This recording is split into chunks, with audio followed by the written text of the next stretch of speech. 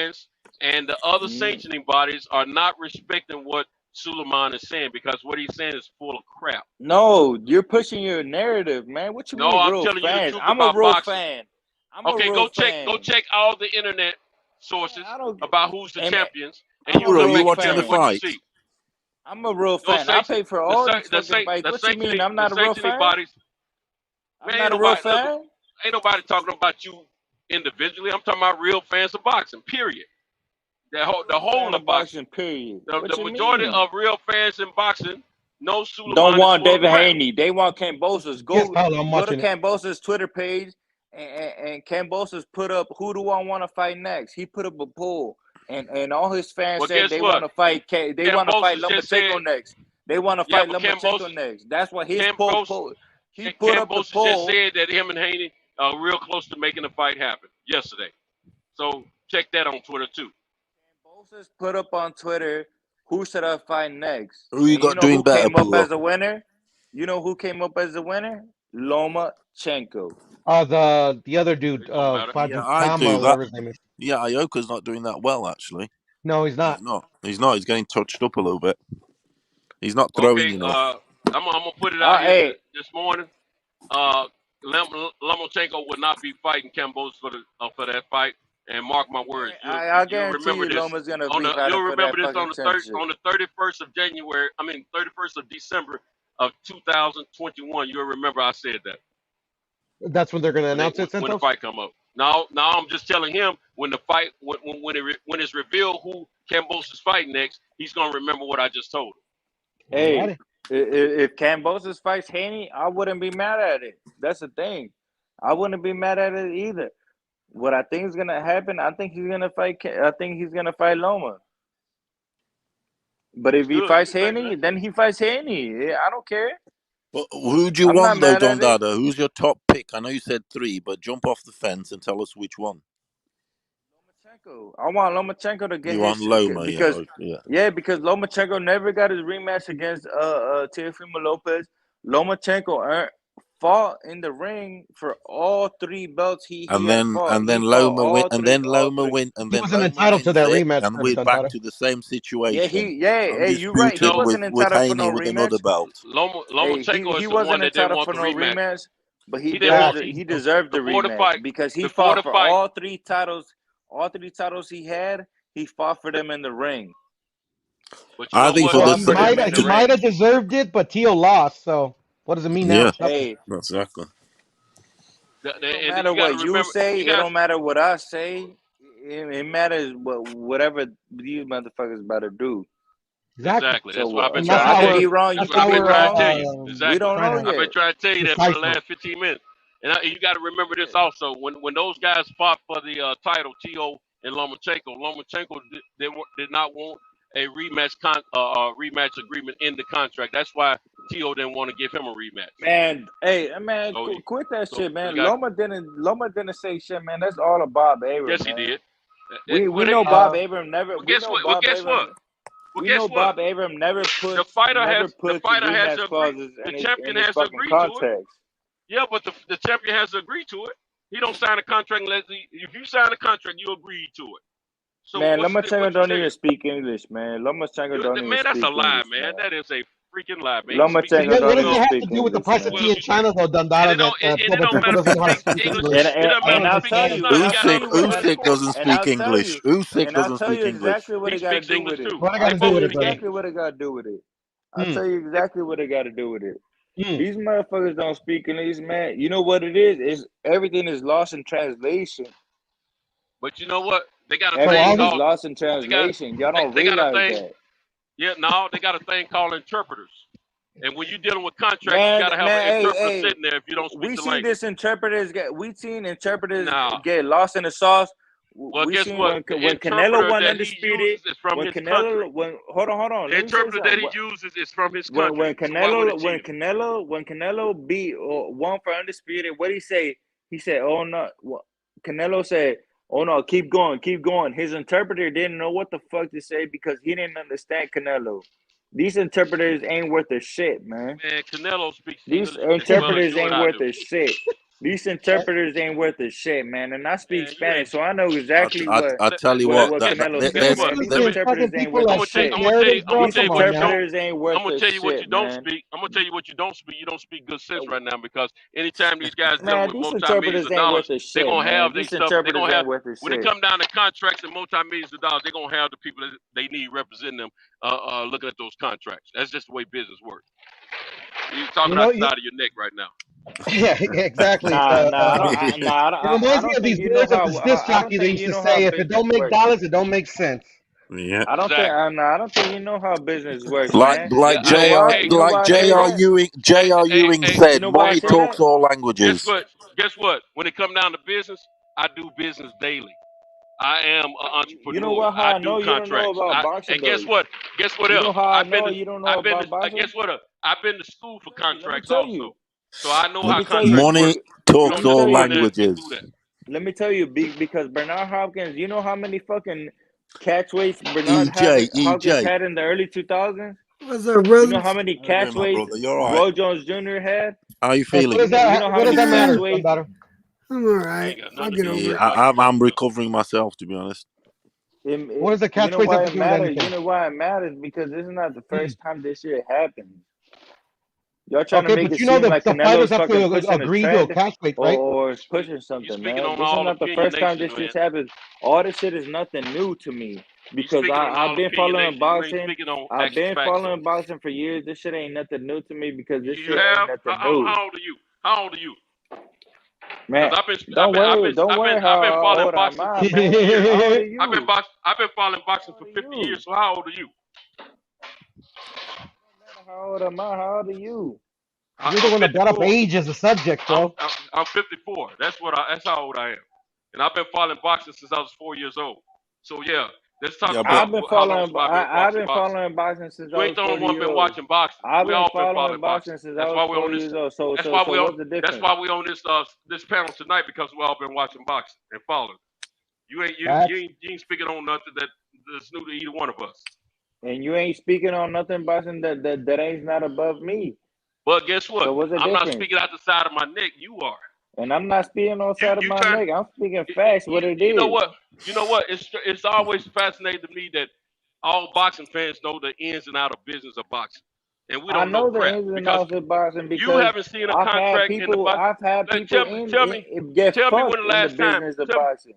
Tell me the first and last time you saw a contract dealing with a none of boxing us match. know about the business and the contracts. We don't. Exactly. We don't fuck. We know Facts. fuck all about that. Exactly. I 50 years. I've never seen a contract for a fight. Never in my life. You may not have, but I have a whole bunch of fucking amateur professional boxers at my Amateurs gym don't that I have go to contracts. that have Amateurs had don't. I fought amateur boxing. I fought as an amateur. Amateurs don't have contracts. professional Professionals have fighters contracts. at my And you gym haven't. that And I have guarantee you contracts. hadn't seen. I bet you hadn't seen any of them. I know boxers personally that are professional, and I hadn't seen their And so contracts. do I. So do I. That Okay. shit ain't nothing Okay. Well, new. produce the Because contract. I'm coming. Produce the contract. Produce the contract. You said produce a contract. Yeah, you said you've seen them. Produce the contracts. Let us see what you've seen. Hey, We're fans that hadn't seen the contracts. Yeah, hey, show us. that's a I'd good like to thing. see one of Hey, them. I don't care about the that's a good contract, thing me about you. personally. Hey, I know that's a y'all good don't, thing but I'm about just you saying talking to me he act because like I he can don't tell seen you some. what was on He it. act like he I'll been tell at the you what's on table. it. I can This tell guy you act like what's he's on been at the it. table with negotiations. He act like he's seen contract. You don't know jack, bro. You just talking. I Ain't can none I of tell see us. you what lightning was out, on and I None it. of don't know us. anything. None of us have been at the table with negotiations. None of us have been a part of the contracts. So why we You gonna know, talk and hey, you try to know act how I like we know you have? really don't be on the contract? Because half of these fucking fighters don't even be at the table. What you mean? Half of these fucking fighters don't Did I say even I be say at the who was that? table. Look, Half the of only these people, fighters the don't only person. even be at the table But to guess what? negotiate a The only contract. person I said Why didn't hasn't an been at the interpreter table. come up? All they do is get a contract sent to them, and then all they got to do is sign. Half of And these guess what? contracts don't The even be at only the table person to I said sign hadn't been at to the even table talk is about it. you. You the only person. Me, you, and all the rest of those fans are the only ones I said wasn't at the table. Those at the table is a figure of speech. Those are the people that are involved. You're not All right, but involved. can I ask a question because I came in here late? Of course, Hey, but I'm Alonso. not gonna lie. Hey, I respect it What because is all you this? actually know what you're talking about. You actually know what you're talking about, though. I'm not Salute, even gonna salute, lie. mad You actually chap. know what you're going to talk about. I'm actually talking about to somebody that you know what's going on in the business. So I'm not even gonna fault you for that or fault you for anything because you actually know what's going on in the business. So what is all this leading to? What did I miss? Because as soon as I finished with watching my show with my wife, I came back. So what did I miss? Well, we were doing we were talking about the fighter of the year, this, Nah, that, the we're other, doing the end of the year awards. we We're deviated into discussing the our favorite porno Kambosos. movies. Yeah. Then Okay. we deviated into the Haney Kambosos and all that. Hey, Electro J. I mean, you give us your end of the year awards, man. I'm good with my what? My end of the year what? Your end of the year awards, like your favorite, your favorite fighter, your fight of the year, shit like Best that. money shot of the year. Oh. Yeah, no. I have my favorites. It's not going to be the same as everyone else's. It's just my personal opinion on certain things. But this year has been a great year for boxing, and at the same time, a lot of surprises and shockers happened. But I'm looking forward to 2022 because it's starting off with one of my favorite boxers. Because Frank Sanchez is going to be fighting. My boy. Yeah, he's gonna be fighting on the first. That's all that matters. He's got a tough fight this weekend, AJ, with the experienced Christian Hammer. Yeah, I don't know. Yeah, Yeah, I don't know. the odds dropped dramatically for Hammer. Sanchez wasn't as much of a favorite. Well, he was a huge favorite, but now he's even more with Christian Hammer. I didn't even know he was still fighting Hammer. Hey, could I ask a question fighting. real quick to everybody on the panel? Yeah, what's up? I'm gonna ask this to everybody on the panel. Do y'all have a problem? Do y'all have a problem with Black American fighters fighting other Black American fighters? No.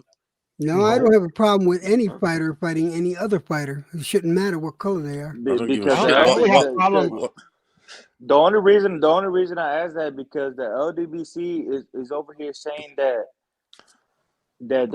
they want the black fighters to fight other black fighters just to eliminate the black fighters. Like, why? That doesn't even make sense to me. Actually, what you just said.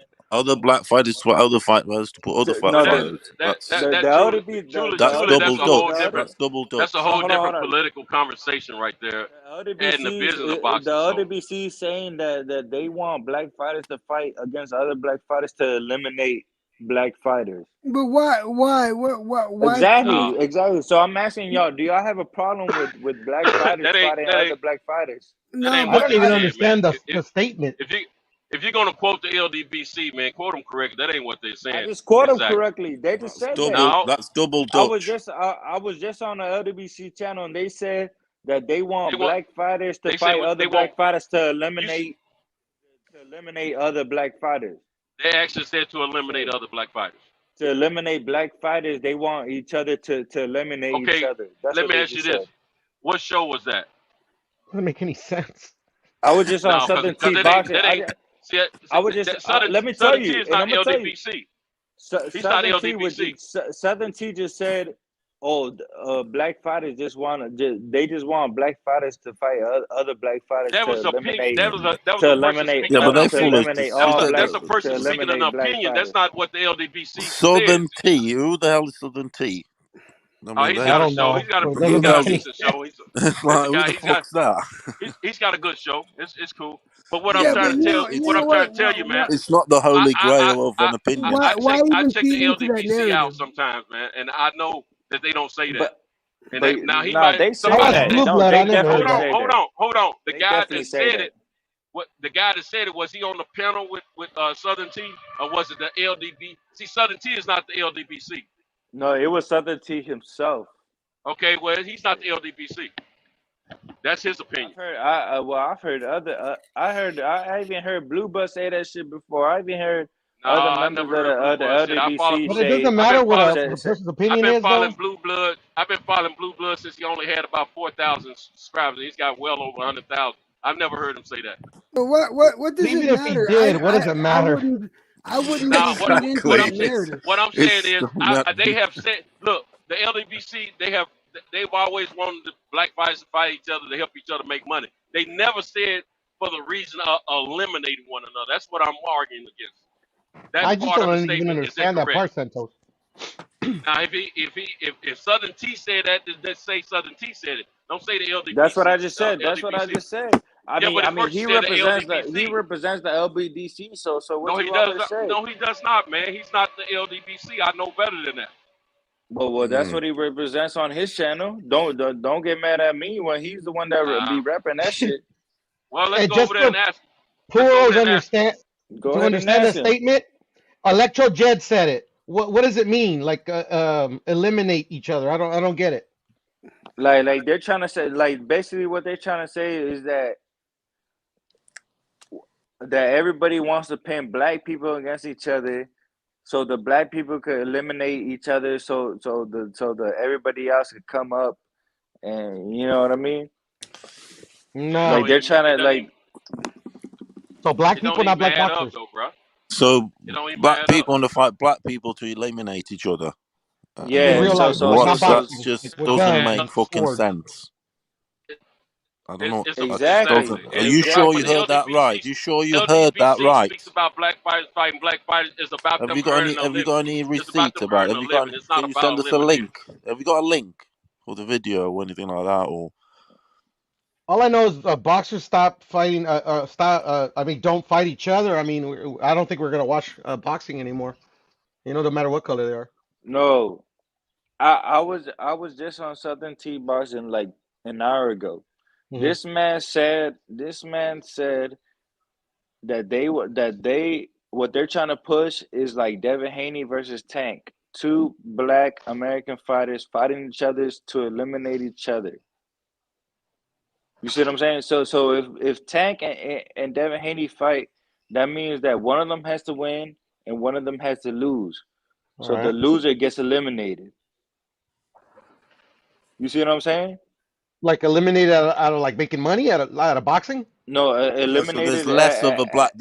So there's less of a black challenge, in essence. Black fighters. Exactly. Is that But what one loss doesn't end your career. Exactly. Yeah. But exactly. Yeah. Are you just saying that he didn't make any sense of what he was saying? No. It don't add up. Who's the man? Who's the man that just said it? Who's the man that just said it right now? I don't really care. He said Southern T said it. That don't make sense. That's just. Yeah, exactly. I really but don't that's care. a narrative. It feels like it's a narrative that they're trying to push. That's a narrative that I don't they're trying believe to anybody's push. narrative. Exactly. You know what I'm saying? That's a narrative that they're trying to push. That everybody's against black fighters and shit. Just because we want to see black fighters against black fighters. So they're trying to push the narrative where it says that these guys are trying to push black people against black people so they can eliminate each other. So he's trying to make it more than boxing. Exactly. Oh, okay. Well, yeah, that's why I don't subscribe to certain channels because they spit out certain things. H Money, a lot of crazy shit gets said here, but I mean, that's the only channel. So imagine if we're a Spanish channel and you're a Spanish channel, right? Imagine if me and you go to war, one of us has to lose, one of us has to win, right? That's usually how it goes. Usually how it goes. So they keep pushing the narrative where they're saying that they're trying to get rid of us, so they're trying to pin black people or Spanish people versus Spanish people. That's the narrative they're on. Yeah, that's just propaganda shit. That's just propaganda. It's propaganda shit. You don't have to listen to it. You don't have to listen to it. I'm gonna tell you what I've heard. I'm gonna tell you what I've heard them say for years. They've talked about the big fights usually includes a black guy and a Latin guy, Mexican or whatever. I mean, that's already racist. Hold on, let me finish. That's what they've been talking about for years, and they've been talking about they want to see more brothers, black guys fighting black guys because of the money, not because of elimination. It's been because of the money, the earnings that these guys can make. Is what it's been about. That makes sense. That's what the conversation's been about. But what you're saying to us right now, the reason I'm contesting it because it don't add up. So I don't know if you got it right or they got it wrong or what. But I didn't hear the statement being said. Man, I heard it 100%. Whoever made it. I'm not saying you didn't hear it that way. I'm just saying it don't add up. It don't make sense. I know for a fact that's not the narrative of the LDBC is what I'm getting at. Now I ain't saying the LDBC is the god of YouTube because I've been a member of the LDBC for a long time, but I don't agree with everything that they say and everything that they push. So I don't follow them as closely as I used to. But I do follow Blue Blood, and I know he hadn't made no statement like that about black fighters need to eliminate black fighters. I didn't say Blue Blood said that. I didn't say Blue Blood said that. One of you guys said Blue Blood said it at one time. You heard him say it or something like that. But hey, but I also. But I understand now what. Hey, I also heard that Fanon said that Blue Blood is on fucking Bob Abrams' payroll. Fanon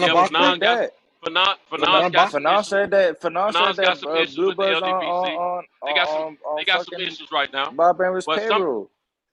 Is Fanon a boxer? No, he's a YouTuber.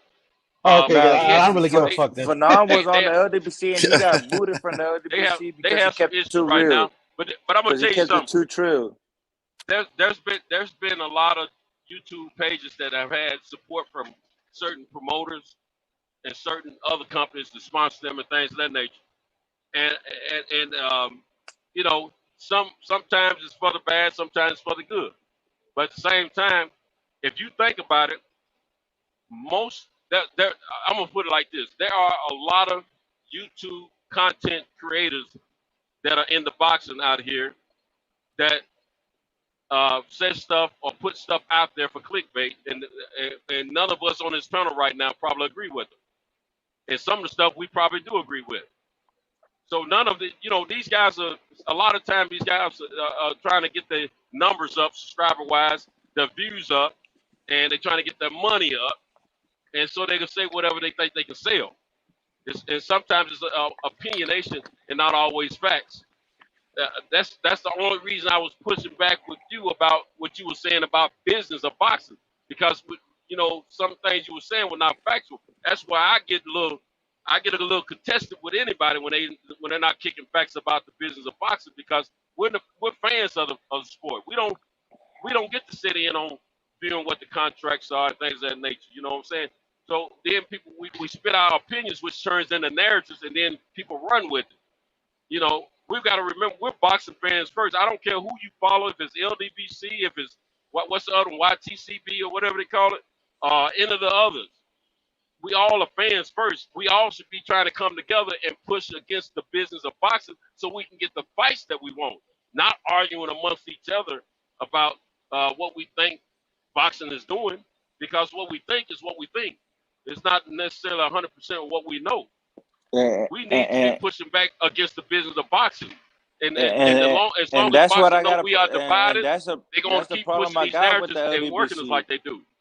That's the problem I got with the WBC, because they keep saying they pro black, they pro this, they pro that, but they're tearing down another fucking brother in Terrence Crawford. They do. I agree. They're tearing down another brother in Terrence Crawford. So I agree with you 100%. That's why I'm selective in who I look at now. I don't get out there like I did before, because I don't like all this bull crap. And guess what? Guess what else? They're turning another brother down in Dillian White. They're turning another brother down in like Terrence I said, Crawford. I don't like that.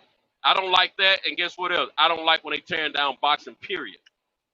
Now I know we got to address some things about boxing that's not correct.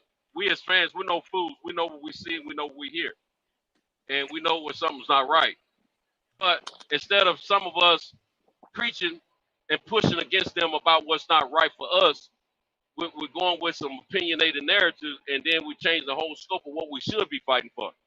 And we're not fighting for right there. I don't think I think we do too much tearing down of fighters. I think we do too much tearing down of the sport of boxing. You don't hear as many football fans tearing down the sport of football or basketball and so on. You're going to hear some people make some negative comments from time to time. But at the end of the day, every game that you see when it comes to basketball, football, whatever, the live gate is going to be a good showing. People are going to show up and they're going to pay their money and they're going to watch the game, win, lose, or draw. And they're going to be waiting for the next Sunday or the next Monday or next Thursday night to watch the game. Boxing. The reason we don't have Santo. Yeah. Hey, quick question, because I don't think you was here earlier. So who's your fight of the year? Who's your prospect of the year? Stuff like that. Oh, I told you I haven't got as far as you guys have with all that. I have to look at it. I don't know, man.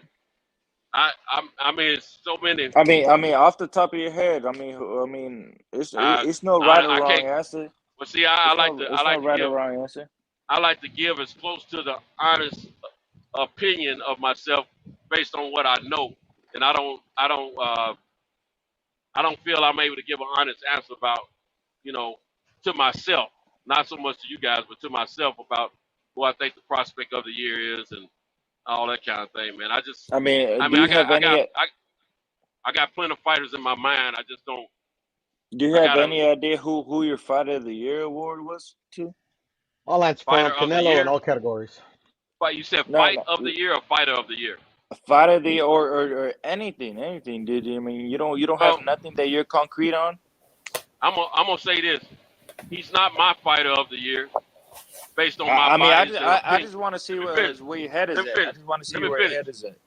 Let me finish. He's not my fighter of the year, based on my biased opinions about him.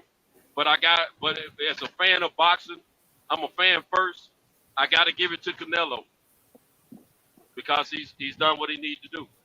As Fighter of the Year? Yeah, I got to give it to him because of his accomplishments. I don't agree with some of the things he do, the way he moves, Who and to, everything, and Sento? some of the stuff he's done. But I got to give, as a boxing fan, I got to give it to him because he's got Do the you- biggest wins of the year. Who Do you have a prospect of the year or anything like that? I mean, there's no right or wrong answers to any of these I'll questions. try to answer your question. Prospect of the year, it's probably going to be more biased than actual fact.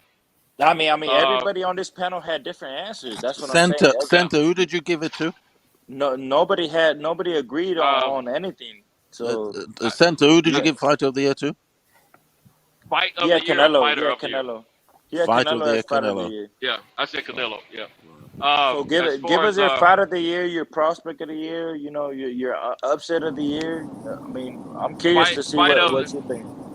Fight of the year, upset of the year. I already said that. I think that's Kambosos. Kambosos over Kambosos Tio. against Tio. I already said that one. As far as fight of the year,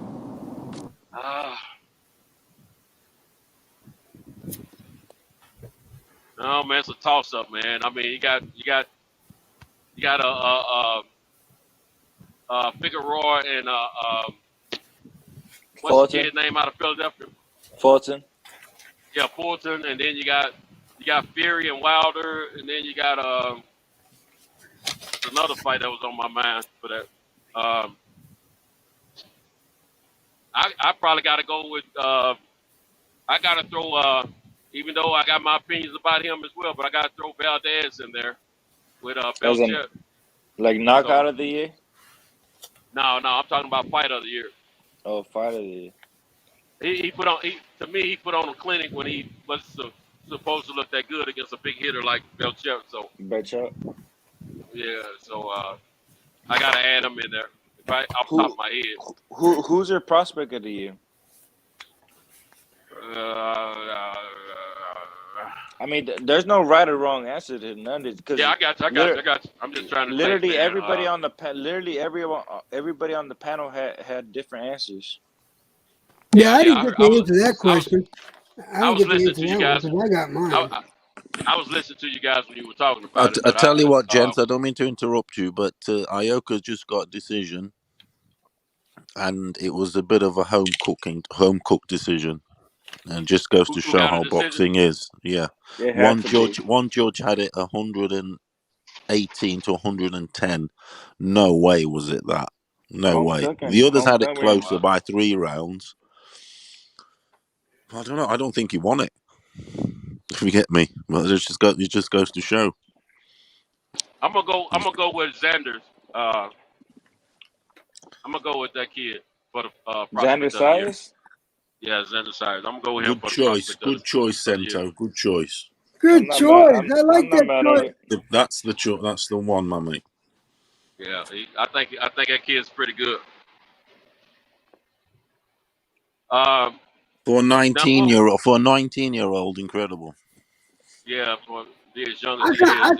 I kind of like I like Brady Jr. Brady Jr. this year, and not only did he have some good knockout, I a decent knockout, but so did Cobb, man. Cobb, fuck, yeah, Cobb Cobb knocked was the he was. He's got fuck the out of him. personality and all, isn't he? I like it. He's I funny. mean, He is. Brandon Lee had a hell of a year too, man.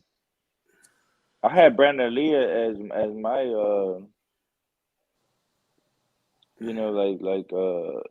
Hey, the worst youngster of the robbery year. of somebody in the chat said worst robbery of the year. I got to go with that Fox kid. He got robbed like a summer gun by the Michael Fox WBA. versus Maestro.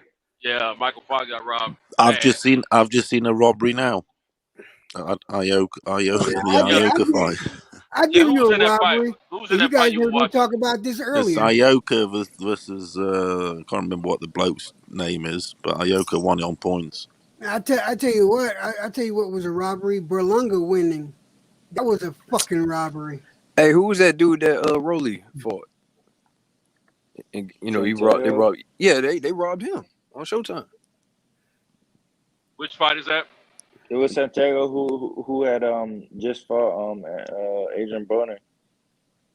No, not him. It was somebody else. At 140, he took on Somebody Rolly. He took on Rolly on Showtime. Oh, yeah, What I'm talking about. Rolly got a gift. He got a gift in that fight. He lost that fight. When they gave him the belt, that was a freaking home cooking. Well, I ain't gonna call it home cooking, but I'm gonna call it. It was a home cooking. That's Home what cooking, man. exactly what you call it. It was definitely home cooking. Yeah, that was messed up. Fights like that shouldn't happen. Well, results like that shouldn't happen. Hey, it's only messed up when you're when they going against you. Now, it ain't messed up when they going against. And it's messed up when when a true winner gets cheated. Yeah, that's when it's messed up. I don't care who it is. I don't care how much I dislike a fighter. If he won the fight, he won the fight. Hey, I just can't. what I'm trying to no get other way. at, what I'm trying to get at is that catchweights, home cooking, like this is nothing new. Like this has been going in boxing for years. Yep, it's been going on When forever. when they say Canelo is the king of catchweights, no way. He is. No way. Hey, because Bernard, how many catchweights did Bernard Hopkins fight? I don't know, but he's retired now. Didn't he fight Kelly? No. Canelo's still active, man. He's still active, and Bernard is retired. But what I'm trying to say is that Canelo didn't invent the catchweight. Catchweight's been invented since years. No, he learned it from Golden Floyd. Boy. No, from Golden Boy. Floyd wasn't about catchweight. Hey, he learned that from Golden Boy. Floyd wasn't about catchweight. The only fight that Floyd fought in a catchweight was against Canelo because Canelo's team offered that to him. That's the only time he ever had a catchweight fight. False. Now, Canelo learned the catchweight from De La Hoya and his team. That's where he learned it from. I thought he fought a catchweight against Marquez or somebody. And Marquez and Floyd didn't came overweight. Floyd gave him for that. Gave him money. He gave him money. The catchweight was 100. The catchweight was 144 pounds, and Floyd came in overweight, and every single pound he had to pay money to Marquez. Yeah. And that wasn't Floyd that wanted that catchweight. That was the other team. Marquez's team wanted that. Yeah, because Marquez was a lightweight champion at the time. Right. When Floyd Mayweather was a welterweight champion at the time. Yeah, coming out of retirement. Yeah, but Marquez was a 135 champion at the time. Yeah, I understand all that, but Marquez wanted that fight. Marquez. Why wouldn't he want to pay Dave? Why wouldn't he want to pay Dave? I'm not. You got me all wrong. I'm not saying he did anything wrong, but I'm saying it was him and his team that wanted to fight, and they're the ones came up with the 144 weight. That's why Mayweather had to pay money. No. The ones that came up with the 144 weight was Floyd and his team. That's why they had to pay extra money when they came in over the weight. Listen, either way, it was a catchweight. They agreed that they would come in at 144. And then that's why Marquez Floyd team. had to. That's why Floyd No, had to pay Marquez extra team money. wanted to fight. Marquez team wanted to fight when Floyd Yeah, came back. but Okay, so did they wanted Floyd to did. fight. They wanted to fight So at did Floyd. 144, and Mayweather agreed to it, but he They couldn't make the agreed. 144, so he paid the money. So what are we arguing So about? they paid the money. We're not. Yeah. This is we point even of here? argument. Yeah, This it's like it was a pointless catch weight. It argument. is what it is. Like It is what it is. Yeah, it is what It it was a is. catchweight Yeah. fight, but I'm just saying Floyd was not about catchweight fights. I mean, he I wasn't. mean, That I wasn't mean, what I he mean. imposed. He didn't At this impose that point, on other fighters. What I'm getting at this point, fuck Floyd. I mean, we're talking about Spence Jr. and Terence Crawford. Fuck Floyd at this point. So you can't talk about that yet. You know what I'm saying? Spence got to get past Ugas first. Okay, biggest robbery of the Exactly. Yeah. Biggest robbery of the year. year. Biggest robbery of the year. What fighter got robbed? What was the biggest robbery? Michael Fox. Yeah, I think everybody has Michael Fox. Nah, I got Corsetis. I mean, technically, Michael Fox got attention for that because didn't the fucking commission redeem that fight? So I guess that don't count. I don't think they changed it, did it? That's why I They want to ask y'all. They changed the They should have. decision. They should have. They changed But I the thought decision. I thought they were supposed to fight again, him and that guy. They never did, but I think that changed the decision because they changed the outcome to that fight. Well, my choice for robbery of the year I gotta was look it up. my choice for robbery of the year was Corsetis. That motherfucker was robbed. Corsetis with who? With Berlanga. Nah, Berlanga won that fight. Oh, you talking about Berlanga's last fight? Berlanga lost that fight. That fake Rican lost that fucking fight. Hey, wow. Y'all know what's wild? You know Caceres had just came out from being knocked out from Billy Joe Saunders, who had just got knocked out by Canelo Alvarez. What happened in the past? I know what happened at that fight, and he lost. And Berlanga knew I didn't see him losing. Well, I'm gonna put it like this. I can't argue the fact of that because I didn't see the first half of the fight. I saw the highlights, and it shows Berlanga was taking care of business. But I saw the second half of the fight. I mean, I saw the tail end of the fight, and Berlanga was getting his butt handed to him. I can't say that. Yeah, he got dropped too, didn't he? Yeah, he got dropped. Yeah. Yeah, but Berlanga lost that fucking fight. He knew he lost that fight. That was highway robbery. I used to like Berlanga before that fight. I followed him. After that fight, fuck him. It was a tough fight. No, don't do that, dog. It was a tough fight. Come on now. I think that fight wasn't a tough fight. That was a one-sided fight. How'd they give that shit to Berlanga? Nah, it's not even a one-sided fight. I think that fight just let us know. Berlanga came up with a real one.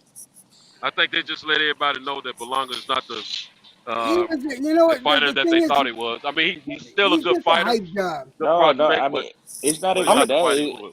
No, you can't even say Berlanga is not the fighter that everybody thought he was. You could say that Berlanga came up against somebody tough.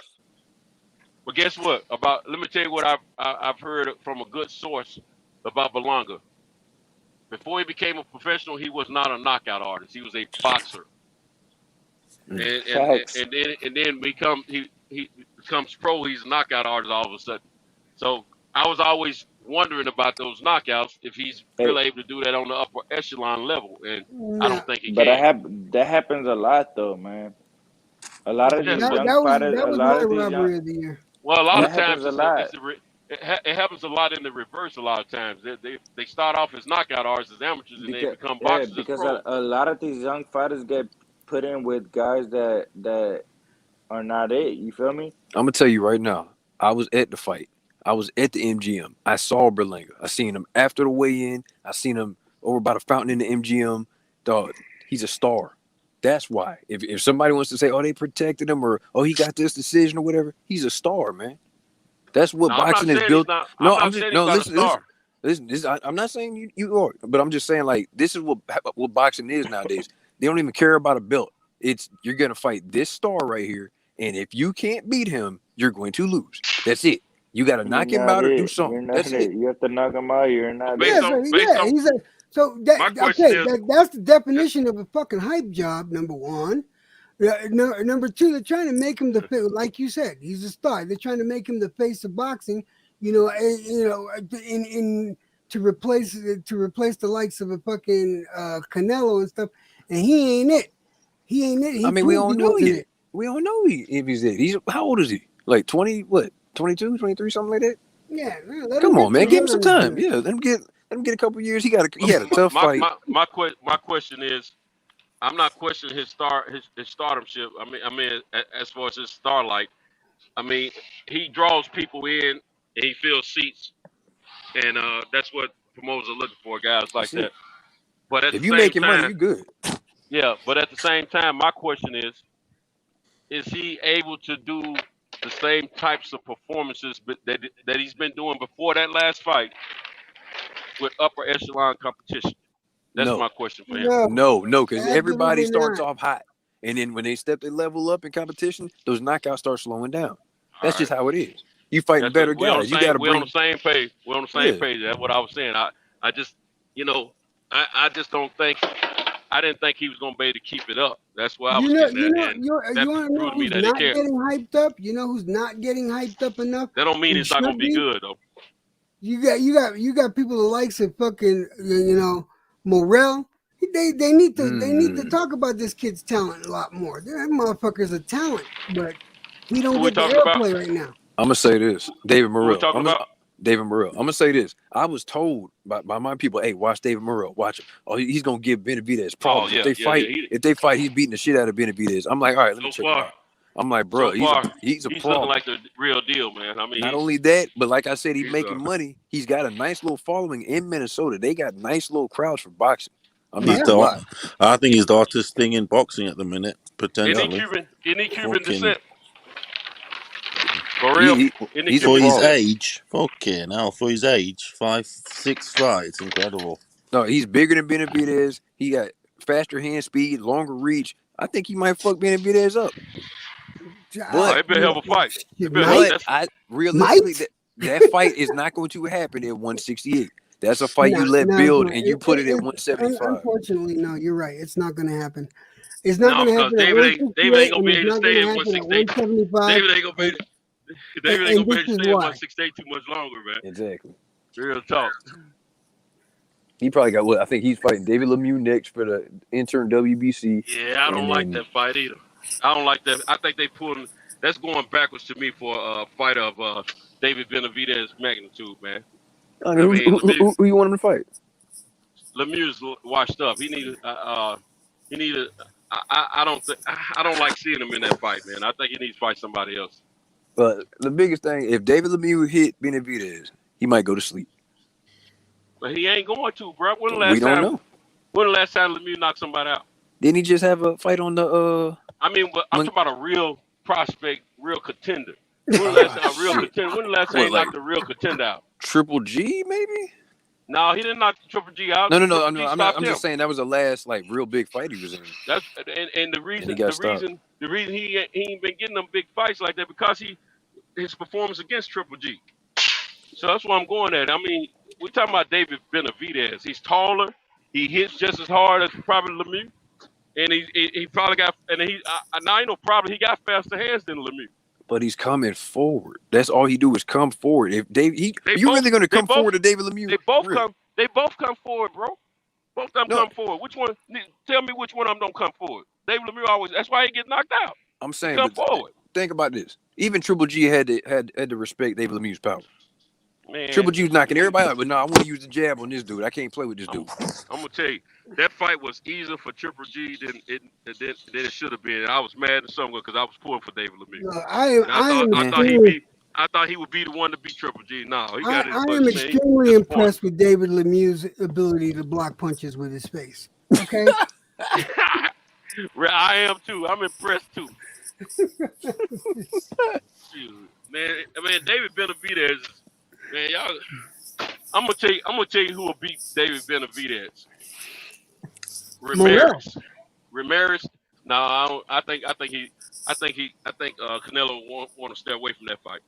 I think Ramirez at 175 beats David Benavidez. Now, I said Morrell. I didn't say Canelo. Oh, what did you say, bro? I said Morrell, not Canelo. Oh, okay, yeah, that's a good fight. I That's a think good fight. Beterbiev might beat his ass at 75. I think he's too short.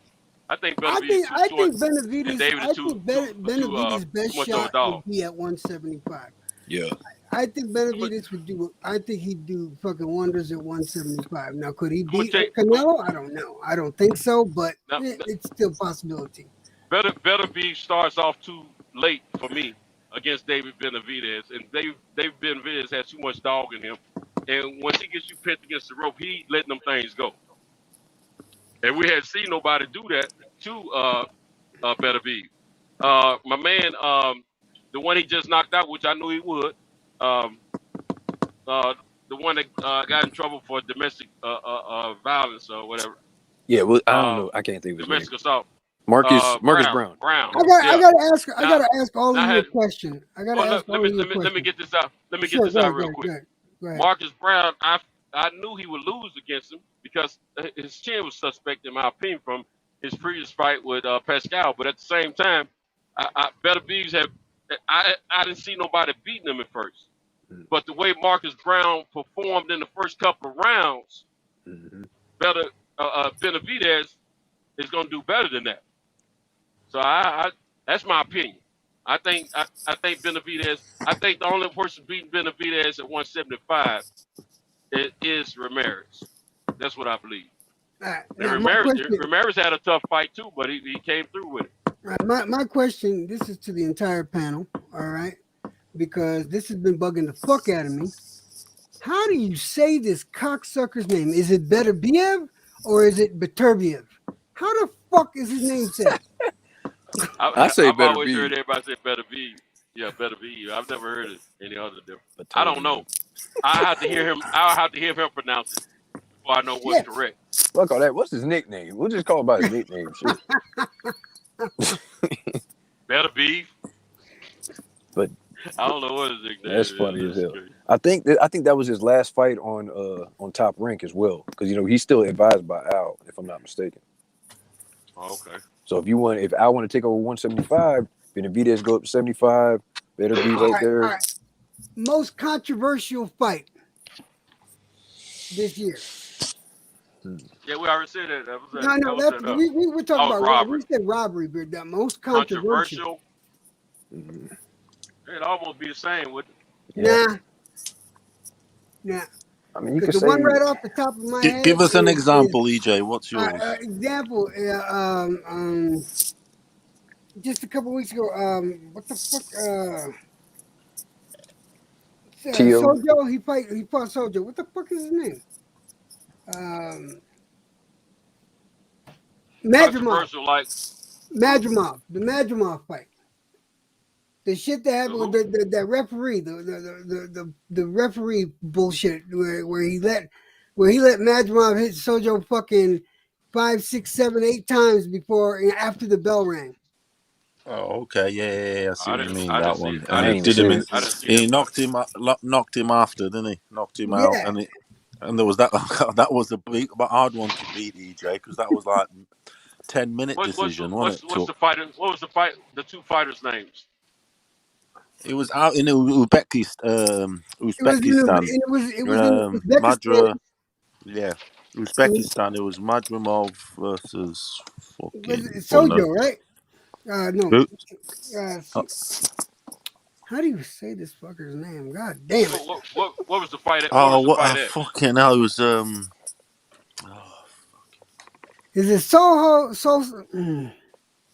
Yeah, you got it. The Sojo. Yeah. Sojo, something like that. Yeah. I didn't see that fight. But so I've been watching fights in the UK as well as over here in the States, and so some of them names I didn't know if it was one of those fights over there that I saw and didn't remember the names or not. But no, it doesn't sound like a fight that I saw. Hey, you know what? For me, that was the most controversial. It's like because that was all on the referee. What the fuck, man? I'm gonna say Oscar Valdez. That whole situation with the whole tested positive, but still letting him fight and keep the belt shit. Well, that was the second fight. That was after he beat Belchelt. the positive testing. No, Then they let him keep the belt, and they let him fight again. It don't matter. No, it came before that. No, this is what happened. I thought we said controversial fight. I thought we said controversial fight, not and that's what I'm saying. controversial That's what I'm getting to. situation. He took on the Cuban dude, and I think he tested positive. They didn't even know that. I think the Cuban dude and his team didn't even know. Oh yeah, he got his butt whipped. He got his butt whooped in that fight. You're right. Yeah, and I think he had lost that fight too. Correct. I see what you're saying. I thought you were just talking about result, but yeah, he got whooped in that fight bad, man. Yeah. And he come out of his mouth like Adrian Broner. Man, I won the fight. You didn't win, Jack, bro. And still running. I watched that fight. And still running from Stevenson. Yo, what's good, pound for pound? What's good, my boy Reggie Owens? What's good, Reggie? What up? What's up, y'all? What's popping? Man, hey. Hold up, I gotta say something to Reggie. Reggie, I'm gonna call you. I'm gonna give you a news network nickname, man. I'm trying to think of a good fit because of you, I stay caught up on what's happening because I don't look at the news on television anymore here the past 6 months. Just call it Ghetto News Network. I gotta say thank you, bro. Oh, you welcome, OG. NNN News. I don't know. I like GNN, Ghetto News Network. That's good. That'll work. For sure, man. Y'all go subscribe. Subscribe to Reggie Owens' channel on YouTube. One of my favorites, my brother. Hey, Instagram too. Yeah, Instagram too. Oh, hell yeah, subscribe to Instagram. my brother Reggie Owens. You know what I'm saying?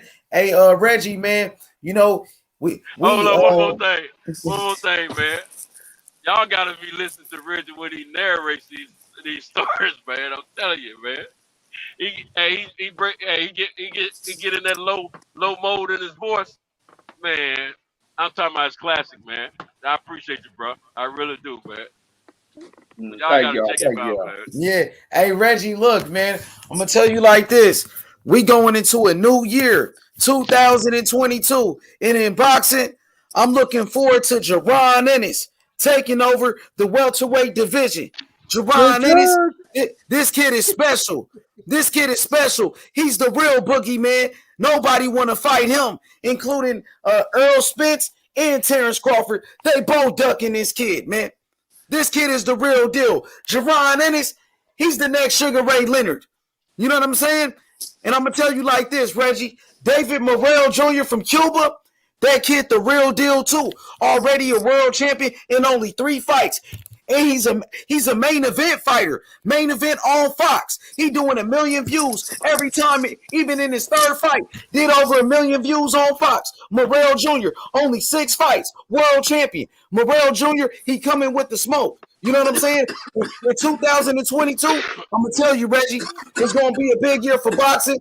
I like Big Baby, Jared Anderson, and I like Keyshawn Davis as well. You know, Devin Haney, a great fighter as well. Shakur Stevenson, you know what I'm saying? But I think these guys right here are the future of boxing. What about you? Oh, no, I definitely think they're the future of boxing, and they got to stay active. 2022 going to be a dope year as long as this dang pandemic don't, set the sport back. That's the other thing people got to consider, where it sets the sports back. I think Jaron Ennis is definitely in position to kind of take over things in boxing, but I wonder whether or not he's ready for those 2 top guys. I want to see him in there. I think that Earl, I think that way shapes out either way with him, Earl, or Crawford, and it could be tough fights for him. He can make it tough on them, but I think their experiences, I gotta give them advantages over him. But I think he's definitely in position. But even in a loss at this point, his career don't set him back. But I guarantee you this: Sean Porter may be the one who fights Boots Ennis before either one of these dudes. Sean Porter's the guy who takes. Who? He retired? Yeah, he retired. Oh, he officially after that Terrence Crawford fight. Oh, officially? Yeah. Oh, I'm about to say if he didn't, Sean Porter been the first one. He's the one. He don't want no smoke. Sean Porter said Sean already said he didn't want to fight him before he fought Bud. He said he don't want that fight. Yeah, they don't want no smoke with him. Sean Porter ducked that smoke. Damn. I'm gonna tell you one thing I do respect even though they hadn't fought this guy, all of the top echelon welterweights as far as the three. Before Sean Porter retired, I'm speaking of Sean Porter, Spence, and Bud. All three of them have spoke highly and well of Boots. None of them have spoke down about him. So they respect his talent. That's one thing I can say. Now, I do want to add this. I like to see him in the ring before he fights either one of those guys with the belts. I like to see him in the ring with Keith Thurman first. Yeah, Thurman don't want that smoke. When they asked Thurman about Ennis, Thurman, he said he didn't know who he was. And even Floyd Mayweather talking about Jerron Ennis, how good he is. And Thurman, they asked Thurman, Thurman said, I don't know who that is. Thurman is a, man, come on, man. He fighting Mario Barrios. But if Boots is going to whoop anybody, I like to see Thurman get that whooping first. Thurman don't want that smoke, man. Thurman, come on, man. I ain't saying he want it. I'm saying I like to see him get that whooping first. Oh, man, Thurman gonna get knocked out, man. Boots gonna knock his ass out. Come on. That'd be something to smile about. I hope he do it. It's up to Thurman, because Thurman gotta grow some nuts, man. He talking about I don't know who Boots is. Yes, you do.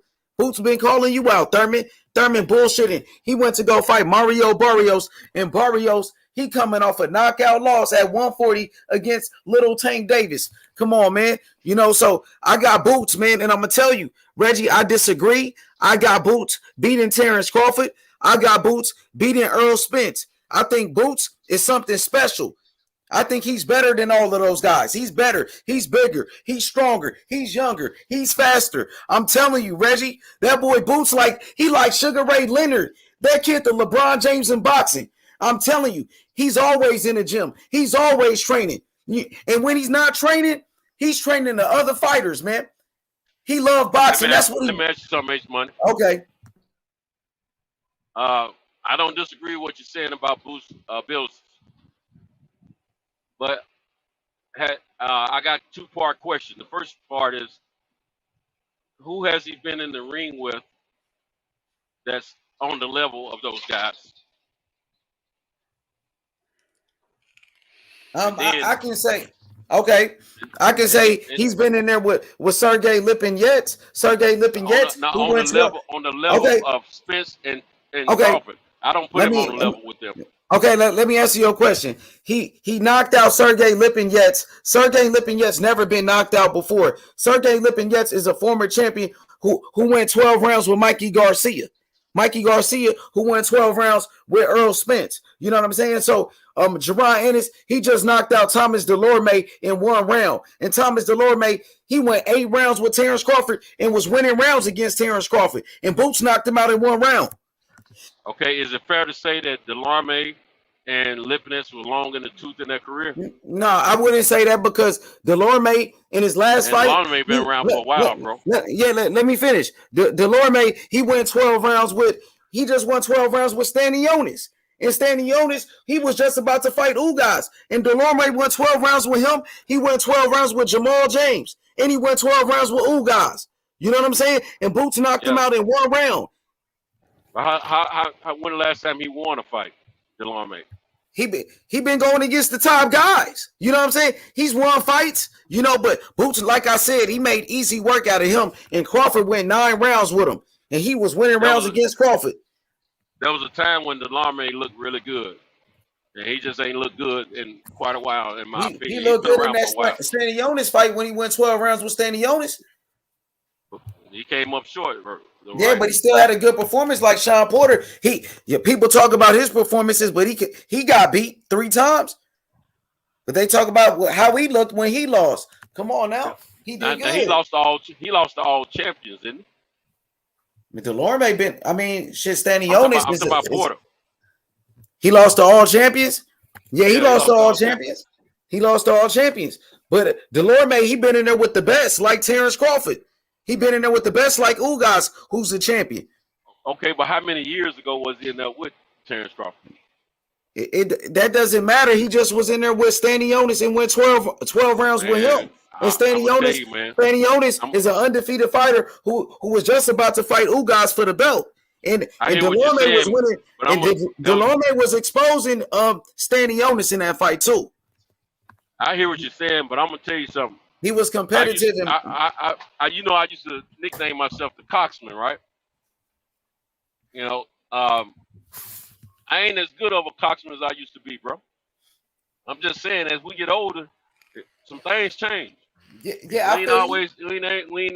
We ain't always Top Gun. Yeah, Forever, I feel what you. I'm saying? You might But Delorme, I might appear to be in better shape than the average guy my age that I know of. Well, but everything ain't as good as it look. Yeah, but what I'm saying I feel is, like I'm good, but I ain't great like I yeah, I used to. got you. But Delorme, he just was competitive against Stanionis. Why Stanionis couldn't knock him out, and Boots knocked him out in one round? Why Jamal James couldn't knock him out, or Ugas, but Boots knocked him out in one round. Crawford couldn't do that. You know what I'm saying? So I got Boots beating Crawford. It don't matter when they meet up. That's if Crawford won it, because Crawford is available right now, and so is Boots, Reggie Owens. So what is Crawford going to do? He's sitting around waiting on Earl Spence. Earl Spence fighting Ugas in a unification. And Keith Thurman fighting Mario Barrios. And Virgil Ortiz fighting somebody else from the UK. You know what I'm saying? So the best available opponent for Terrence Crawford right now is Boots. And I got Boots beating Crawford. Go ahead, Reggie. Most definitely. I want to see the fight. But guess what? If he can hold that position, it just depends. He may have to fight him depending on when Earl and you guys makes this announcement, because they ain't even announced anything. So if he can hold back, but also make that fight, but he also, the other thing why he probably won't take the fight, he don't want this dude railroading his fight, because with Earl Spence, it can offset everything. Yeah, he know Boots can beat him. I don't know if Boots can beat him, Reggie. I don't know. He know it though. Why he won't fight him then if he just could beat him? If he that easy, if he that green, just get it over with and beat him. Boots is just in position. He's just now getting in position. He ain't really. They see him on the radar, but money wise, he ain't there yet. He's a threat. He's a major threat that they can't overlook. He's the best available right now for Terrence Crawford. He ain't. But he ain't bringing nothing to the table. He ain't bringing enough to the table right now. It ain't no belt involved, and there is no more than Terrence Crawford's belt. And then there's no, it's nothing for the legacy at this point in Boots' career. And then there's not enough financial support there. So you got three elements that he ain't helping. So I got a question for you. If you're Terrence Crawford, would you rather fight Boots right now or Danny Garcia? If I'm Terrence Crawford, I'd rather sit at home and suck on some pina colada and wait for the winner of Ugas and Spence. That's what I'd rather do. All right. I got a question for all you guys. I got a question for all you guys.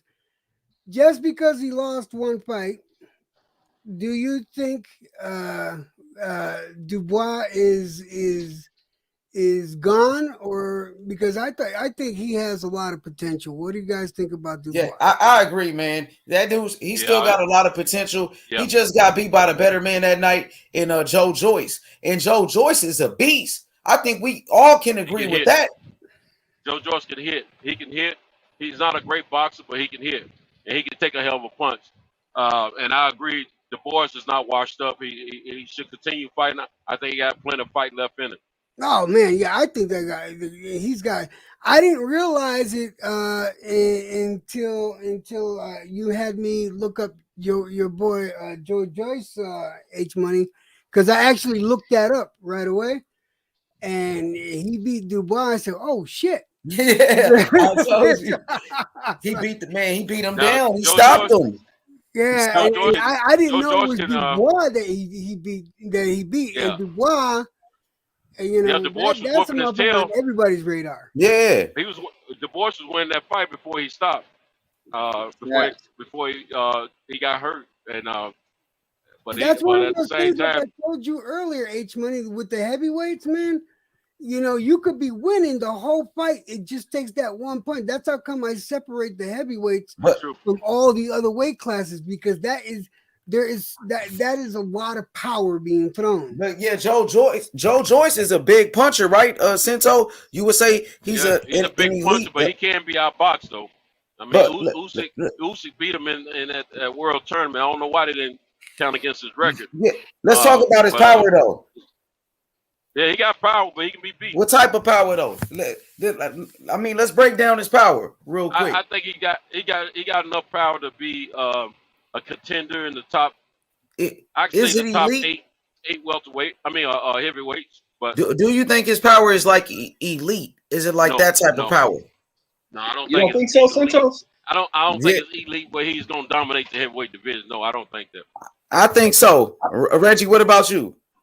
I think he got legit power. I think he almost like a George Foreman type thudding puncher. Dang, he's for real, like the next George Foreman type? Off that jab, hell yeah. And then he becomes a problem because you can hit him with everything. He ain't moving nowhere. Yeah, not even his fight against Usyk was a competitive fight. Yeah, he was a silver medalist too, man. He should have been a gold. They robbed him for the gold, man. Yeah, go ahead, Santo. That fight could have went either way, but him going in there with fighting Dubois, who Dubois can crush most heavyweights. Dubois couldn't do anything to even really hurt this dude, and Dubois was really. I mean, Dubois was winning that fight, but you seen the effects of that damn jab coming from that dude, man, and his speed has got much better since when we first started seeing him. He was slow. He's increased the speed. He has great ability to move, and his work rate. It's a lot of dudes that got to deal with his work rate. That dude let off a lot of punches, man. That's how come I was shocked when I heard it was Dubois that your boy stopped. You know, it's like, what? Man, that's man. That's what don't forget. And Dubois, see, because I'm not. He's a beast. Dubois was supposed to be the next great heavyweight before Jared Anderson, and I still think Dubois gonna be a champion though, man. He just got beat by a monster. They were grooming Dubois to beat AJ, and we see that may not happen. But don't forget, Tackle was giving your boy Joyce all he can handle in the first 6 rounds of that fight before he stopped him. I mean, he stopped him though. He knocked him out, man. He too good. But I had Tackle winning every round till he got stopped. But Tackle was gave Anthony Joshua hell. Your boy AJ, and he hurt AJ in there and went longer. You know what I'm saying? I think he went 12 rounds with AJ. Tackle. He's a small heavyweight compared to Joe Joyce. Didn't Tackle go 12 rounds with Anthony Joshua? No, they stopped the fight. He could have, but they stopped the fight. Yeah, they cheated him and gave him a stoppage, man.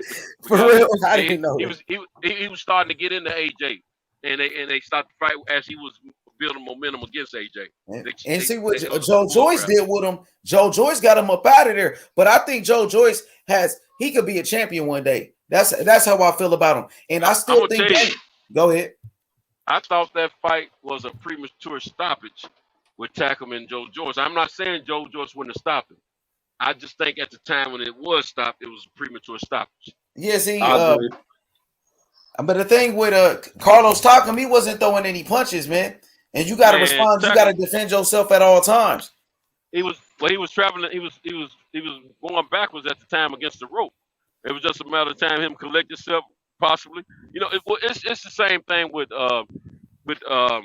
what's his kid named Porter. I didn't agree with that stoppage either, but at the same time, I don't have a problem as much with that stoppage because his dad know his son and know what he was dealing with. I don't like what the dad said afterwards or nothing like that, but I'm just saying. Actually, I think I remember being on a panel with you, and we were you've been on a panel with me several times. Yeah, we were talking about that exact same thing. You said that same thing. I said, "Oh yeah, now I remember I was on a panel with you about that." Yeah. We've been on a panel the thing is this: now in boxing, they starting to stop the fight soon, man. Like stop it early. They don't want to see people take unnecessary punishment no more. But see, because he was on his way out anyway. But I've seen a lot of premature stoppages, and I've seen a lot of too late stoppages here lately. Depending on the referee and the organization, it seemed like to me. Yeah, but I still think Daniel Dubois will be a champion, man. They just start moving him too fast. He wasn't ready for Joe Joyce, man. Anthony Joshua wasn't fighting a guy like Joe Joyce early in his career like that when he was a young fighter. So that was a dangerous fight. But I think Dubois going to come back. But Joe Joyce is a problem for anybody in the heavyweight division. That goes for anybody. He's a big boy with power, man. He's a problem for anyone, like you said. But to be honest, a good boxer is going to be a problem for him if the boxer's got a chin. Is what I'm getting at, because Usyk has proved that. and that's what I want to bring up about Dubois with that Santos is all Dubois had to do in that fight is move his head. Outside, if he would have added that, he would have won that fight because he was dominating. He was doing good. Yeah, he was doing good, but he like you said, you know, and that's I'm gonna tell you something, man. No knock on. I don't have nothing against European people, but the fighters they don't learn to move their heads like so. That's one of the knocks on AJ. He don't move his head with. You know, and I mean, but they're good fighters though. But yeah, Fury though. Look how Fury move his head. He from the same. He from the same place. He came to America though. He's one of the few. He's one of the few that you see. And he came over here and got some training. So you know, it's a little different, man. Yeah, but look at Lennox though. But look what AJ's came been to hanging America out at. too. But he still was good before that though. You know what I mean? You got to look at it. Where he spent a lot of his youth when he started. He spent it over in Canada. He's real close to America. He studied the sport. Lewis, Many of his influences was American fighters. You talk about Lennox Lewis? Yeah, Lennox. Lennox boxing experience doesn't come from Great Britain. That's just his heritage. His boxing experience comes from Canada and the U.S. He even got some of that Emmanuel Stewart influence early in his career before he actually signed up with Emmanuel Stewart. So yeah, it's you know, he went through New York and all that stuff. You know, just like Fury. Because Fury, he got some work with Emmanuel Stewart before. You know, he trained with Sugar Hill. Yeah, I mean the guys, the one it shows, man. See, if you notice, the European style is like coming forward, hard shots, coming forward, hard shots. That's what I see. Now you got some of them that are good boxers, but they still don't move their head as well. Billy Joe Saunders. Billy Joe can box, but he guess what? He didn't move his head the right time when he got caught by Canelo. He kept putting his head in that same spot. He was winning the fight. All he had to do was change what he was doing, but he kept putting his head in that same spot, and Canelo timed it. Bam. What about Prince Nassim Hamed? He was from over there. His style was not orthodox. Period. His style was way different than anybody in the world. He had his own style. So yeah, that was just totally different. And guess what? He would still get hit in the face though. Even with that awkward style, he would still get hit. But he was good. He had a chin, and he could hit. But it ain't too many opponents trained to fight a person that moves like he did. For sure. Just unorthodox, man. I mean, unorthodox. You know. Yeah, they got some good fighters though in the UK, man. Because I be studying all these fighters, man. I be doing my homework since man. You know, I watched some UK boxing stations, man. I got Sky, I got Box Nation, I got BT Sports, I got all that. I watch it all, man. I don't miss too many of them. I put that on Saturday mornings. I don't do nothing. When I know that the UK got fights on, you can't hardly get me to come out of the house. Once I get back from my route, park my truck, I run my little errands, I get relaxed, get my little eat on. Shoot, I know about 1:30, somewhere between 12 and 1:30, the fight's gonna start up in the UK, and I'm watching. That's how I saw Cheeseman get knocked out recently. Yeah, Ted Cheeseman on the zone. That's the zone fights. You've been on the zone card, son, since Yeah, and Gallagher, you know, when Kid Gallahan got knocked out by Kiko, man. I mean, it's all this stuff, man. You know, I know EJ, you be on that shit too, huh? EJ, them UK fights. No, it's just for that just stood out for me because of first of all the odds behind something like that happening, and then the backstory, him being a former champion, being called a fucking gatekeeper, and doing what he did, beating that ass as bad as he did. But what I was about to say is you know what we need to mix this shit up some? We need another fucking Emmanuel Augustus. Because you need some. That's when you think of Nassim. Another one like that. Well, that's what we do. Yeah, when you think when he said Prince Nassim, the first person I thought about was Emmanuel Augustus. You know, you know what? I just recently saw just a clip. I saw a clip of an amateur fight I don't know if it was here in the States or overseas, but as a kid, he was trying to fight like Emmanuel Augustus, man. Tripped me out, man. I said, what's this gonna do, I man? think that was that Cuban kid. I think I seen something Oh, like yeah, it that. was Andy Cruz. No, The you dude talking that about beat the one. Keyshawn Davis. You talking about the one He that fighting just in the beat Olympics or Keyshawn. something. No, I ain't talking about him. This was just, hey, Reggie. This was like I just saw this like two days ago. Yeah, I think I may Like have 2 seen days. on I think Instagram. I thought it was a white kid. I thought it was a white kid, as a matter of fact. I don't think it Oh, was you a got Cuban. some. It's some Cubans that fight like that. Even the one H Money was talking about that fought Keyshawn, he does that too. Yeah, they Hell got yeah. 2 or What 3 about Cubans Morrell? Morrell be fight like doing that. that shit. David Morrell. Morrell, the truth. Reggie, watch out for him. I'm telling you.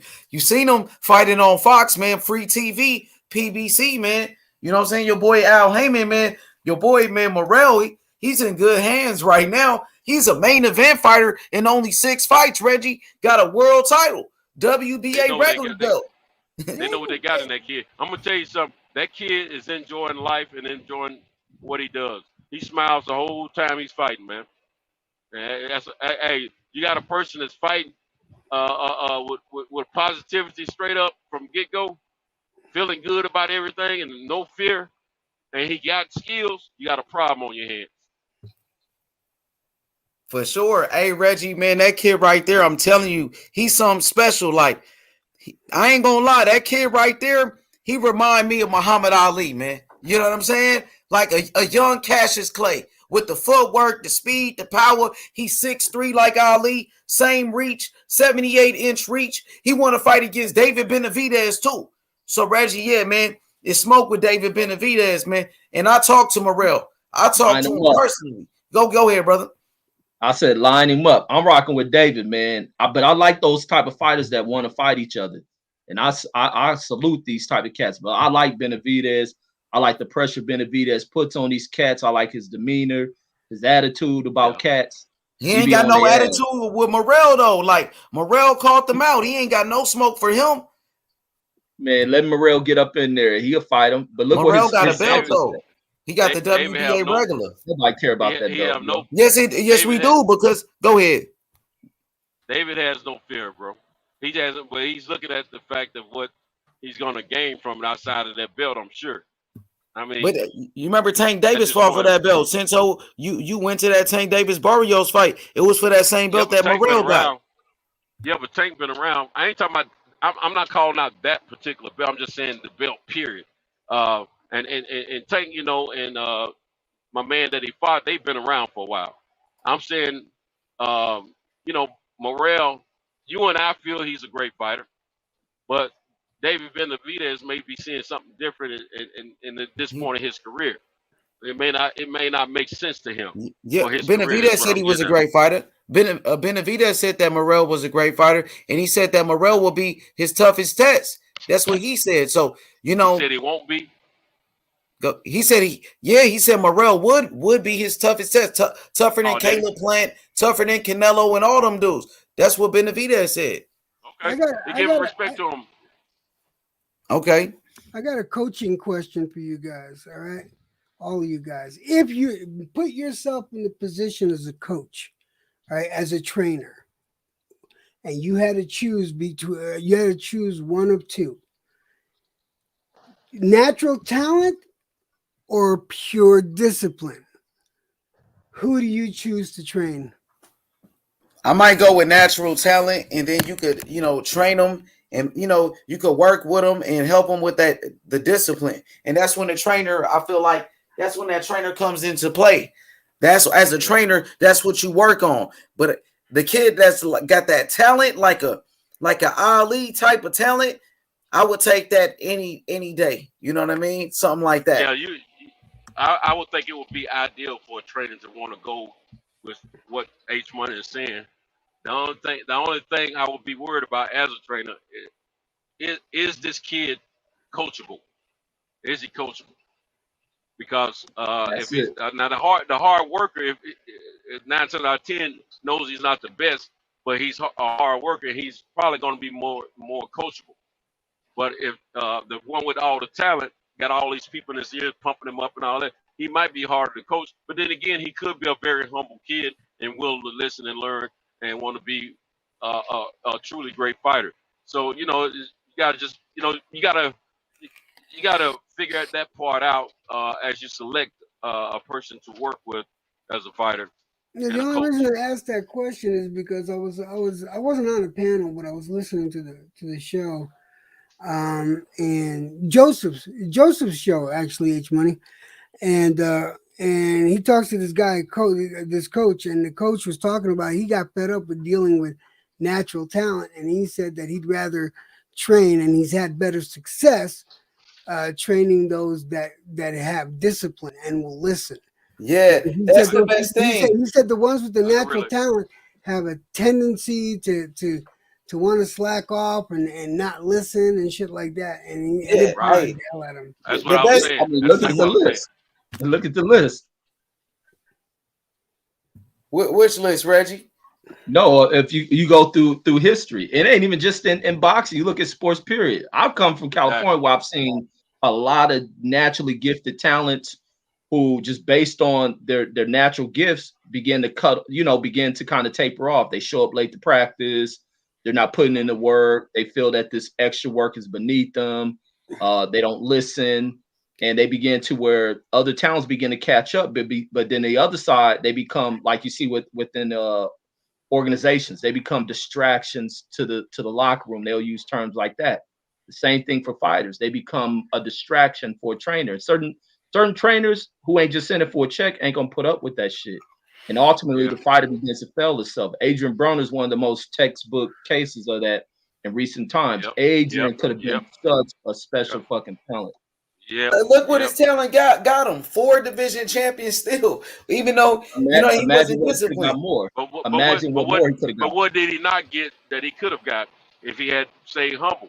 He could have got Facts. probably three more, at least 2 more. Well, I'm gonna say that he could have got more. He could have been more garnished with accomplishments in his career, which would have helped his bank account out more if he had stayed humble. He didn't stay humble, man. He didn't stay true to the game. He wanted to go out there and drink, get high, wild out, get arrested every other week, poke every female, and make babies, leave them here and there. You know, they all be poking females. I ain't gonna knock them for that, but it's how you do it. And he got beside himself, man. He went in and said he's the next Mayweather, and then when he figured he was probably the second person on PBC list bringing in eyes and butts to the fight to a fight, he got beside himself, man, and he just lost it. And he stopped pulling the trigger, especially when your boy put them things upside his head. Um, what's the man's name over there that fought Floyd after him? Oh, Maidana. Madonna, yeah. So I mean, he had it all, man. He lost it. And I'm gonna tell you, just being in management before, I used to have to hire my team that I wanted with me, and that's what I was speaking from that experience. Yeah, I want talent. We all want talent as coaches because you don't want to have to work as hard. But talent can sometimes leave you hanging, man, because they'll get the big head and they'll stop working. They'll show up when they want to show up. They're gonna talk crazy. They'll stop listening and all that. So a good leader, a lot of times, would take the lesser talented person and mold them because that person will listen to you and they'll work hard and I'll try give to you a beat good. you. Can I say one thing? But the best thing is to get a fighter that's talented and then got that work ethic as well, that's disciplined already. That's why I like Boots Ennis, because Boots Ennis is naturally talented, very talented. And then he's disciplined. He got the work ethic. He got everything that you need with Boots. You know what I mean? That's what I like about Boots. So far, but you got to remember also in a situation like Boots, I ain't knocking him. I ain't saying you're wrong, but he's been on his dad the whole time. So as a pro, so we don't know how he would do with another trainer. Yeah, but he said he never leaving his dad. That's what he said. No, I understand that. He said he's gonna be with he can't be without his daddy. That's what he said. That's good, and that's going to keep him grounded, and that's great. But I'm just saying, what if he did? I mean, he said Boots we don't ready. know. We don't know. Hey, Boots, man, that boy disciplined, man. Now, I'm going to tell you, EJ, to get a kid like Boots that's naturally gifted, God gifted, with the talent, and then with the work ethic that's disciplined all in one, that's perfect right there. That's why I said this kid is special. And I think Morrell, he got the same thing. But I'm still learning more about Morrell. But from what I see about Boots, man, Boots is straight dedicated, straight boxing, everything. For an American fighter like that, like, of course, Morrell is Cuban. I know that it don't matter, but, for an American fighter from, American born, motherfucking Ennis looks special like Devin Haney. Devin Haney got the same thing. I think Shakur Stevenson, he got the same thing too. Shakur. All right, now you're getting into a name that I'm going to 100% agree with you on. I agree 100%. Haney, not so much. Shakur, most definitely. He's good, man. Haney's the real deal too. Shakur is extra special talented, but Haney's real good. Haney, he ain't drink. Neither one of those kids. I don't know about Shakur hanging in the clubs and drinking. I haven't heard or seen any evidence of that. I know Haney's not doing. No, I'm not talking about. Haney's disciplined. Haney's what you're talking about. Now, Haney's the kid that's disciplined and just want to learn. Haney's that guy that's gonna listen to you. Neither one of those guys want to lose. Period. My thing with Haney is not his discipline or anything. I just like. If I had to choose between a Haney or a Shakur, I'm gonna go with Shakur every time. Shakur, that's just. I'm gonna tell you right now, right now in their career, I'm gonna go with Devin Haney. He hadn't started making babies yet. I ain't saying something wrong with that. Shakur, he may be a great father, but he got a child now. The maturity level starts to change a little bit after something like that happens in your life. Yeah, but that also could give you a kickstart, though. Central. Yeah, that give you a kickstart because you're doing it. It can give him more hunger. He can be more hungry, but yeah, at the same time, you're feeding a child now. Now you got something to work for. Yeah, but what I like about Haney, he's still a kid at heart, and he still could be molded. So Shakur can be molded too, but at the same time, First of all, we're talking about two great athletes in the sport of boxing. Two great. These. I think I'm not. I don't think I'm saying it prematurely. I think these are great fighters. I think because of their studentness to learn boxing, to train and work hard and on their craft, and neither one of them want to lose.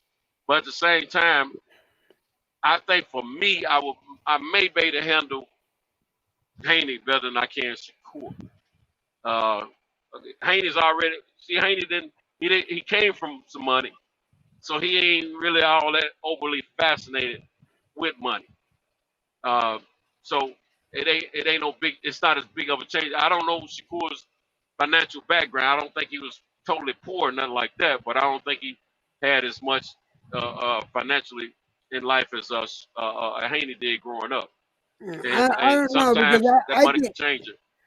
Shakur shows more of the hunger for me than Haney does because if you compare the last match that Haney had, which was against Henning, all right, and then compare that to the last match that Haney had, which was against JoJo. I think that Shakur performed way better. But Haney did good, and you got to understand. The opponents were different. You had JoJo was a bigger threat than Herring. What? I think Haney has fought the best competition, man. Huh?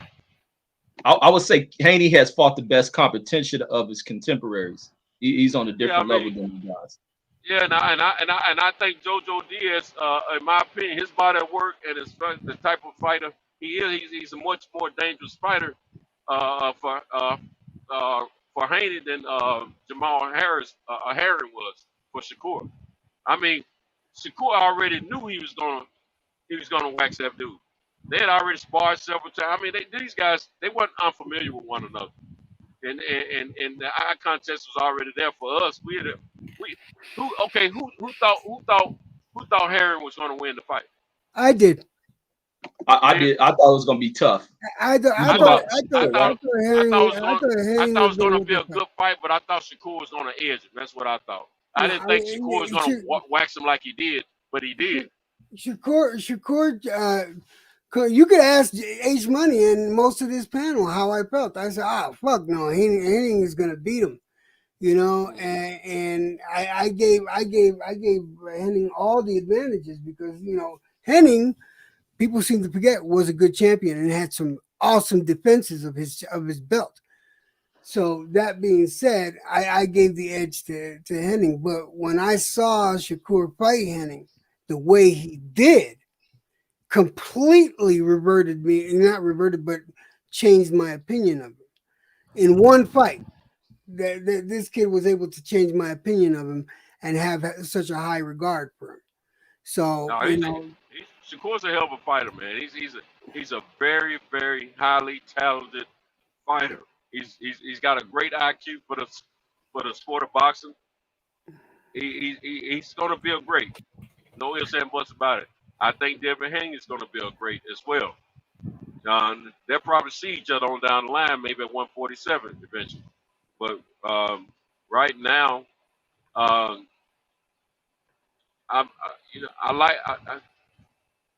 think when it comes down to the business of boxing, I feel that Haney is more mature in the business of boxing, and I think that gives me as a trainer the edge with him. Shakur has a great mind for the sport of boxing. He shows maturity for the sport of boxing as a fighter, but I don't think he has that extra edge on the business side. And I don't know if he's worried about it because he's got great people in his corner with Jay Prince and persons like that. And that's another thing I like about Shakur is I like his team. I like his corner. I like his corner team. I really do. Yeah, he's in good hands. He's getting good hands. And I'm not saying I see either one of these guys messing their career up. I don't see that. I see both these guys making a great career for one another. But I'm just saying, I'm just in my mind, it's just my opinion, first of all. But in my mind, I'm just thinking I can probably cultivate Haney from what I'm hearing versus Shakur more as far as the fight game. That's what I'm thinking. But I could be totally wrong. It could be very much the opposite of what I'm feeling.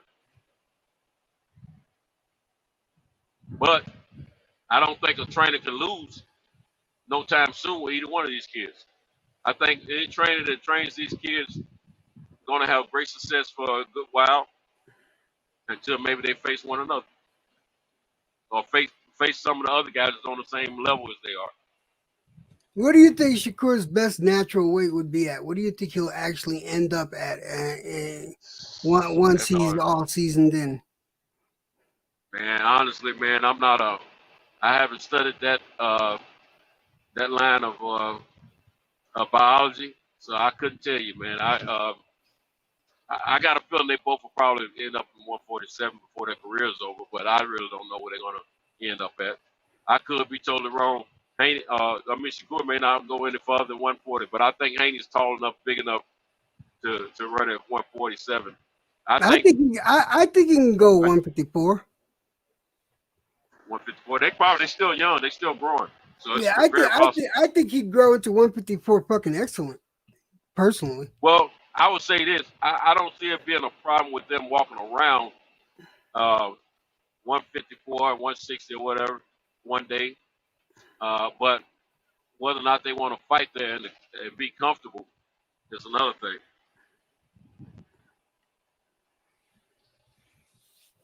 You got your fighting weight and you got your walk around weight. Yeah, I know. But I think he's got enough height and that his reach. I think he'd do excellent at a heavier weight. But I want him to clear out. I want him to clear out his division, and he's going to. He's going to for sure. Yeah, he's going to clear it out. I don't want him to move up until he clears it out, get those notches on his belt, get that experience down, and then move up and do it the right way. At least get the big fights in his weight division. Or a couple of them or something, you know. Doesn't he have a fight coming up? I don't know Let me look if it there's up. one. I don't know if one is documented as scheduled for him or not. No, I don't see anything. But what do y'all think about that? What do y'all think about the fights tonight? Anybody plan to watch them or not watch them? Wait, you mean tomorrow, right? Oh yeah, is that tomorrow? Yeah, you're right. My bad. You know, I drive overnight. I get my days mixed up. Now, let me tell you what I think real quick. Sanchez all the way. Hey, who's Sanchez fighting, by the way? He's fighting Christian Hammer. Yeah, Christian Hammer. You know what? I looked at that card yesterday, man. That's going to be a better card than people giving him credit for, man. You got Sanchez. You got the rematch between Coffee and Rich. That's going to be a good fight. Hell and then you got Martin against Ortiz. And is it four fights? Is it 3 fights or 4 fights? I thought it was 4 fights. Might be 3. I thought I saw 4 fights. One thing I don't know about Sanchez is does he have any experience fighting dirty fighters? I'm pretty sure he's getting it in the gym. I'm pretty sure. Yeah, he'll figure it out. I think he'll figure it out. Yeah, because I'm gonna tell you right now, that's one thing fucking Hammer's good for. That's a fucking dirty fighter. He's got a good right hand. He's got a good straight right and a right cross. He's got that's his power, but that's a cheating motherfucker, man. He'll do low blows, rabbit punches. I want to ask you guys something. I'm not gonna call any names, but everybody know what I'm talking about. But you know, we got several platforms out there that like to say, "Let's boycott this fight. Let's boycott that fight." I know who you're talking about. How y'all feel about, you know? I mean, as a fan of boxing, knowing that the sport is not where we want it to be, and we would like to see. Basically, where I'm going in the UK and other, you know, well, I'm using the UK for example. They hold boxing at a high esteem, and they show up for the fights. They watch the fights on television, and I never hear them talk about boycotting fights, no matter how good or how not so good the fighters are. But we do a lot of that stuff over here, man. I don't particularly agree with it because I love the sport of boxing, and I don't hear us. The only time I hear us talking about boycotting a sport like basketball, football, something like that, is if there's some racism going on or something like that. Right. We're not even talking about racism. We're talking about the fights because they're not the fights we particularly want to see at that moment, but they're fights. And I'm not boycotting boxing because I love the sport of boxing too much, you know.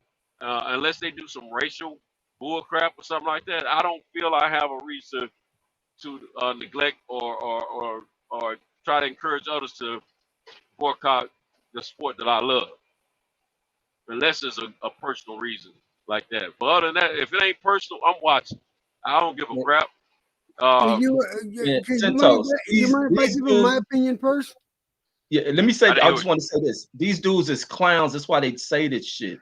A lot of these dudes is hoes that do this boxing talking. They fuck over this sport. Yeah, man. Go ahead, EJ. Go ahead. I want to speak after you go. Go ahead. And my thing is this: look, I understand because at the end of the day, us as fight fans and consumers, all right, we have a tendency to be able to generate more fans to come in. You know, we get casuals to come in and get interested in it a little more. But here's the thing: as far as the boycotting, I look at it like this: if you have a particular fighter that you like and you get a specific fight that you want, I feel you should support that and go ahead and pay for that pay-per-view. But I completely understand if you're tired of all the bullshit fights you get on, shit that you didn't ask for, that no one asked for. I totally understand not buying that. You understand? Yeah. But by all means, support the boxer that you do enjoy, and support the fight game when it produces a match that you want. I'm totally 100% behind supporting them. Like, yeah. I know that it's not a big thing, but I'm paying for the Ortiz fight to see Sanchez because I'm supporting Sanchez. All right, that's how I feel, and because I'll only pay for like maybe 4 or 5 pay-per-views in a year. That's it. Because I'm a broke motherfucker. I'm a broke ass bitch. That's that. So I'm spending my money wisely, and I'll only spend it on where I feel where I'm supporting the sport when they are doing the right thing for us. That's how I agree. Let me say this, Santos. Let me say this. A lot of this adds into the whole side of a lot of these cats on here because they pick and choose who they like when they got issues with certain people and the power positions of this damn sports. Pay-per-views are put on because they don't want you motherfuckers. Pay-per-view gives you the option of if you want to see it, you pay for it. But pay-per-views also struggles because people can also find links to it. But pay-per-view ain't a thing of forcing anyone to watching any of it. And I think fans reserve the options of what they want to watch and what they don't. And I don't think so much of what has transpired with the talks of boycotting Earl Spence versus you guys. I mean, yeah, but versus you guys, it's all kind of manufactured up from other people talking about boycotting other events and people seeing exactly where it's coming from, and they added a little bit of here's a taste of your own medicine.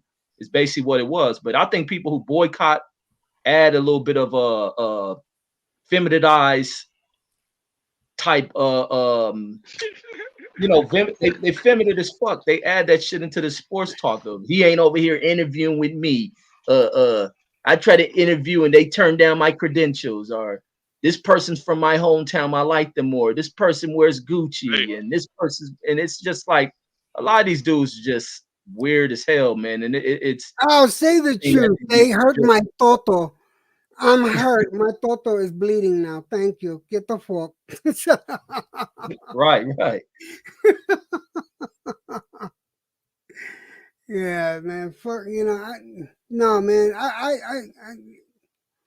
support the boxers and the fights you want, and the ones you don't want, do what you got to do.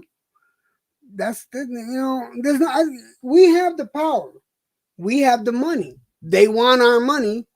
Give us what we want.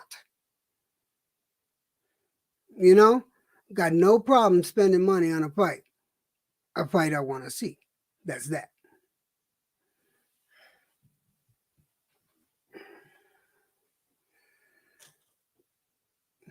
Okay, that was an awkward silence. Go ahead,